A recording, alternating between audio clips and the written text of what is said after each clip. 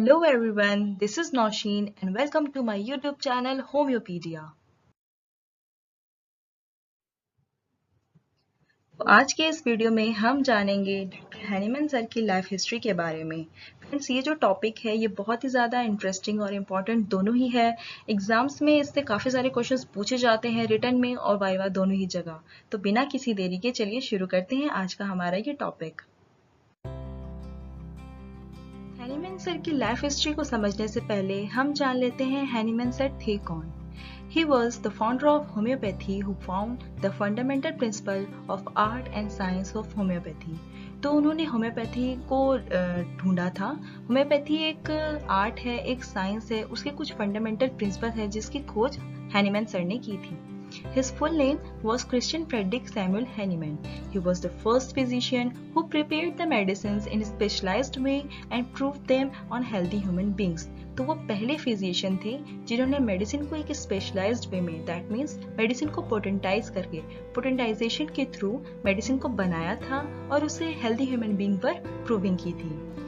He is also called the father of homeopathy। Birth of Hahnemann। Dr. Hahnemann was born in Meissen city of Germany in 10th April 1755। This day is known as a red letter day in the field of homeopathy। Homeopathy के field में red letter day हम किसे कहते हैं जिस दिन Hahnemann sir का जन्म हुआ था मेसन सिटी जर्मनी में 10th अप्रैल 1755 को। His father's name was Christian Gottfried, who was porcelain painter। His mother's name was Johanna Christiana। Due to poor economical condition of his father, his schooling was started late।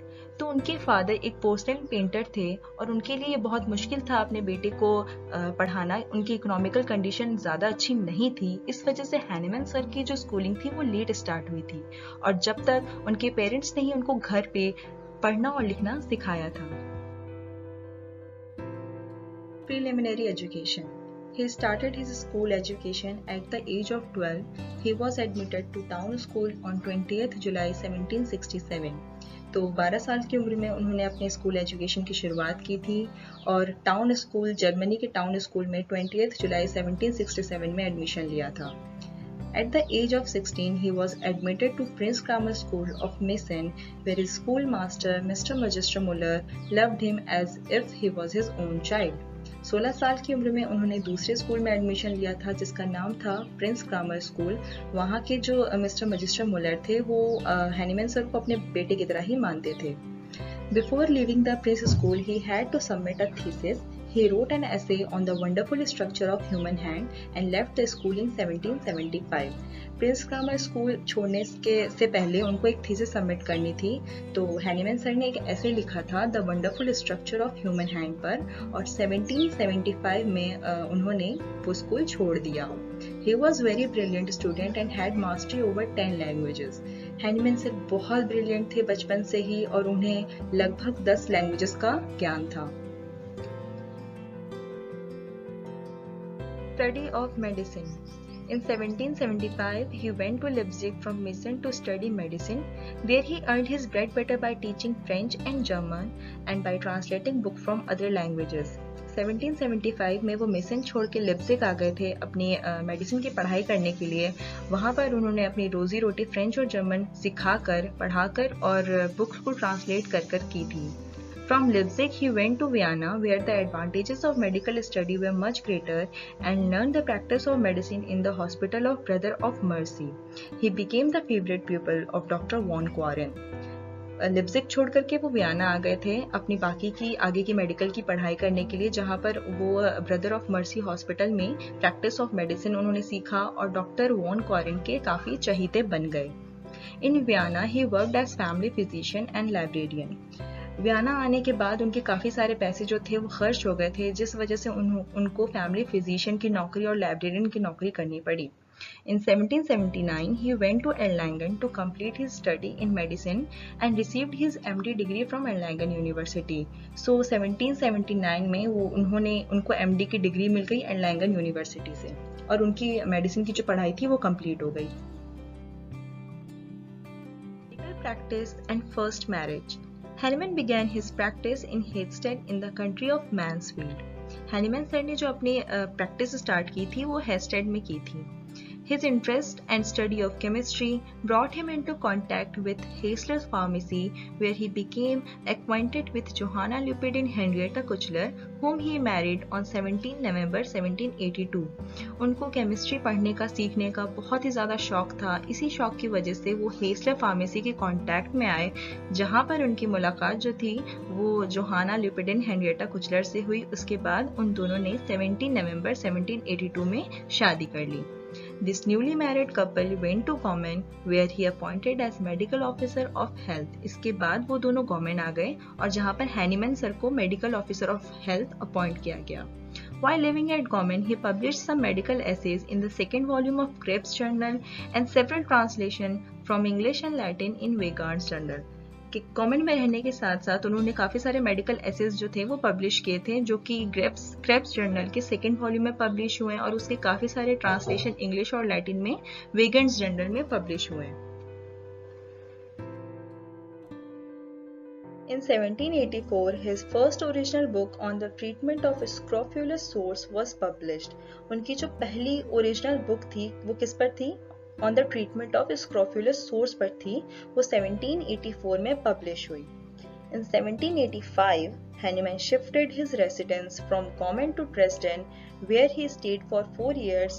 Here he wrote 2 medical books.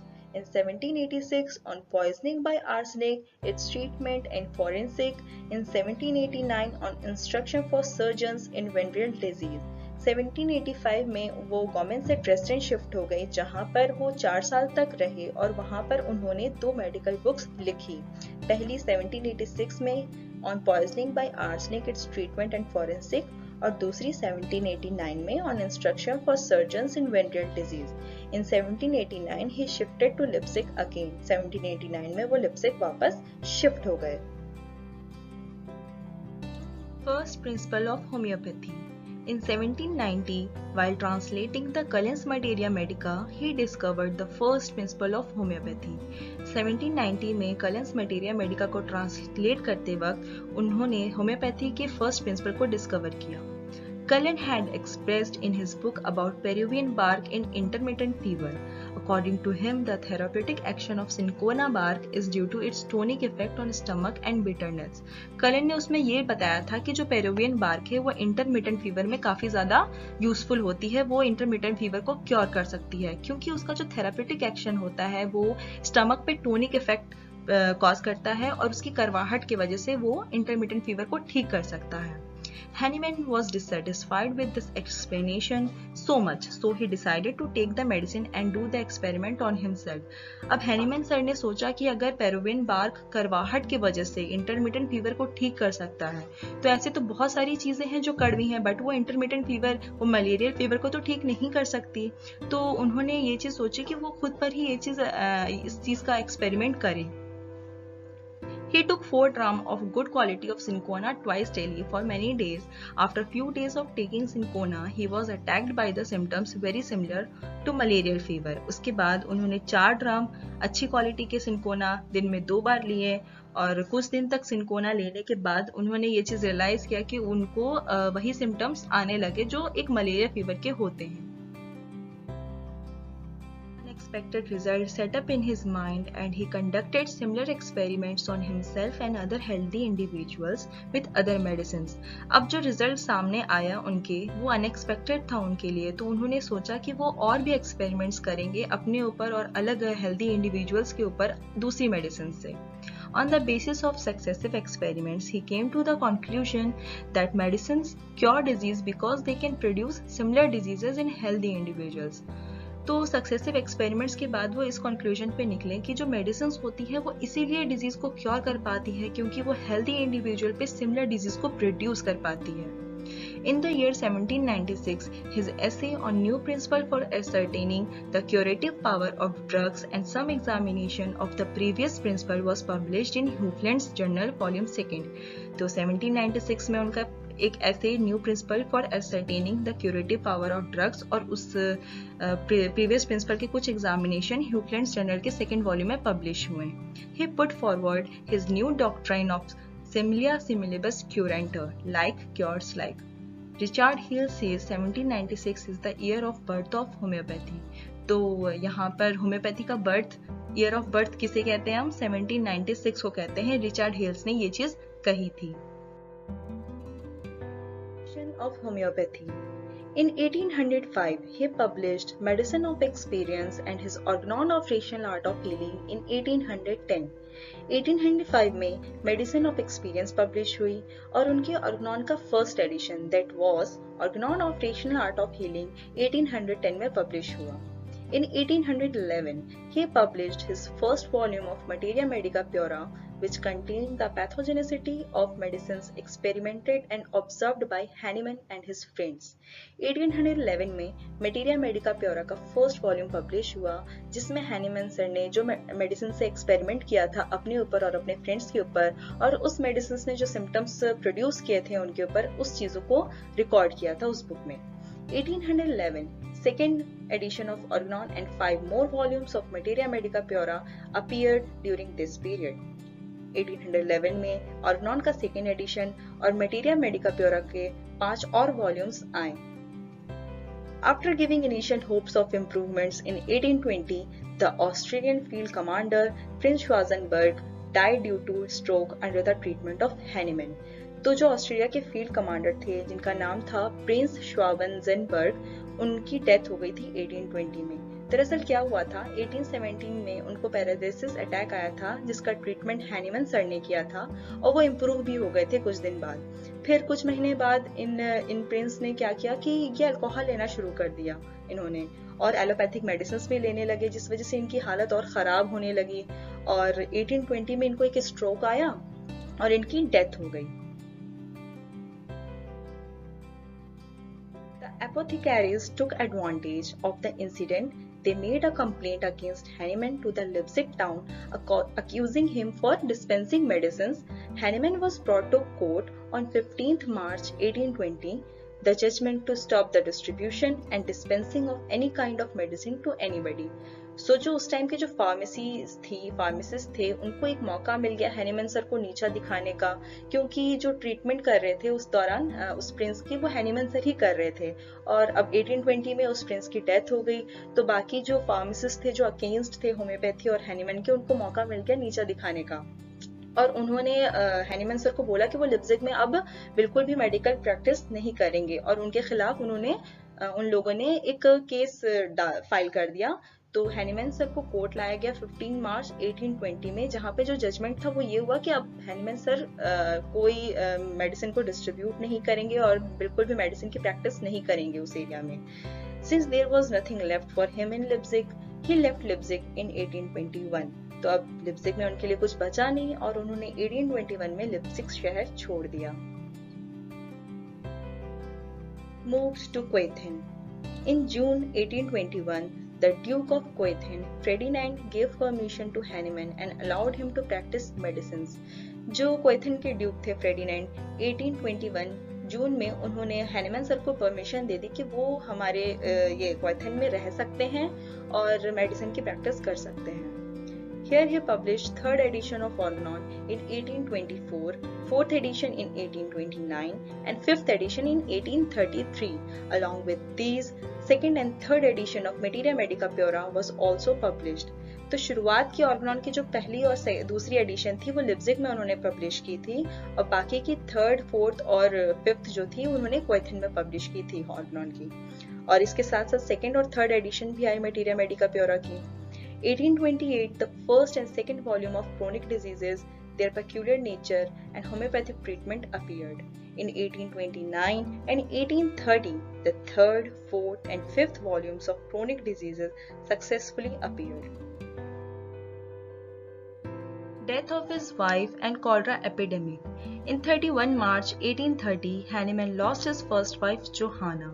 Hahnemann sir की first wife जोहाना कुचलर की death हो गई 31 मार्च 1830 में।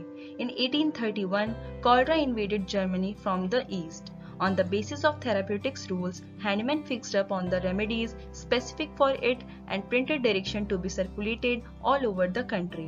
अब क्या हुआ, Germany में एक बहुत बड़ी महामारी आ गई, कॉलरा 1831 में, जिसका जो क्योर था वो हैनीमैन सर ने निकाला थेरापेटिक्स रूल्स के बेसिस पर और उसे पूरे कंट्री में सर्कुलेट कर दिया। Second marriage. In 1834, a very charming French lady, Marie-Mélanie de Harville, came to Coethin to consult him for skin ailments. Hahnemann was attracted by her beauty. He married for the second time on the New Year Day in 1835. 1834 में एक French lady आई जिनका नाम था Mary Melanie दी हर्वेली। वो Hahnemann sir के पास अपने skin elements लेकर के आई और हैनीमैन सर उनकी ब्यूटी देख करके काफ़ी ज़्यादा अट्रैक्ट हुए और उन दोनों ने सेकेंड टाइम शादी कर ली 1835 में। Marie Melanie brought Hahnemann to Paris in June 1835. Hahnemann lived in Paris for 8 years and died there full of honor at the age of 89 on the 2nd of July 1843. शादी करने के बाद Hahnemann sir Paris आ गए 1835 में और Paris में वो 8 साल रहे और 89 की एज में 2 जुलाई 1843 में हैनीमैन सर की डेथ हो गई। तो ये थी हैनीमैन सर की पूरी life history and I hope आपको थोड़ी बहुत मदद मिली होगी मेरे इस वीडियो से डेट्स एंड इवेंट्स याद रखने में। If you liked my video, please give it a thumbs up. Thanks for watching.